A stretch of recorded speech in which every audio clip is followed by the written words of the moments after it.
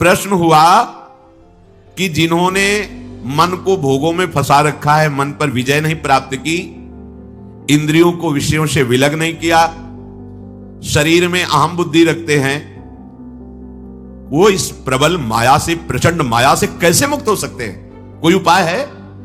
जिनका मन वश में नहीं हुआ, जिनकी इंद्रियां भोगों में लगी, शरीराभिमानी हैं, हम सब इसी कोटि के हैं। देख लो ना, बातें चाहे जितनी बनाओ, शरीर को हम अपना स्वरूप मानते हैं, मन इंद्रियों के भोग को हम अपना सुख मानते हैं। कितना बड़ा ज्ञान है। इंद्रियां भोगों को भोग रही हैं, मन भोगों का संकल्प करवा रहा है, शरीर चेष्टाएं कर, फंस आप रहे हो। आप कहीं भी नहीं है भोग में, पर फंस आप रहे हो। यही माया फंसाए है। आपको किसी भी भोग की आवश्यकता नहीं, आप चिदानंद सुख स्वरूप हैं। ये भुला देना ये माया का कार्य है, और ये स्मृति आ जाना भक्ति का कार्य है, ज्ञान का कार्य है। और सत्संग केवल भगवत कृपा से मिलता है। ये आपके प्रयास से नहीं, आपके भाग्य से नहीं है। बिनु सत्संग विवेक न होई, और राम कृपा बिनु सुलभ न सोई। सत्संग मिल गया, मानो हमारे ऊपर भगवान की विशेष कृपा हो गई। अब इस विशेष कृपा में विवेक जागृत होता है, फिर उससे विचार होता है। कहते विचार करके देखे कि ये जो स्त्री पुरुष का आकर्षण है, अनादिकाल से ये चला आ रहा है, प्रकृति का पुरुष के प्रति आकर्षण। ये संसारी मनुष्य इसी आकर्षण में सुख की भावना से दुख में बंधता चला जाता है।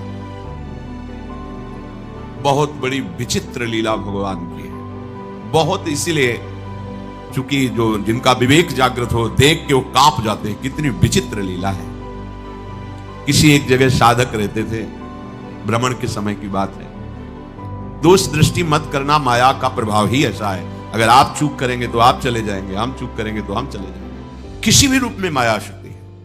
दया, करुणा, सेवा, भावना, सावधान। अगर विवेक है, विचार है, तो आज्ञा पर चलो, शास्त्र आज्ञा पर चलोगे, कहीं कोई बल बाका नहीं। शास्त्र आज्ञा करता है, बलवान इंद्रिय ग्रामो विद्वानम अपि कर्षति। इंद्रियां बड़ी बलवान हैं, बड़े बड़े ज्ञानियों को, विद्वानों को भी विषयों में फंसा देती हैं। इसलिए परस्पर प्रकृति पुरुष के आकर्षण से उपासक जो बचने के लिए चला है, उसे एकांत में कभी संभाषण या किसी भी तरह की एकांतिक वृत्ति परस्पर आकर्षण वाले शरीर के साथ स्वीकार नहीं करनी चाहिए, नहीं तो बंध जाएगा।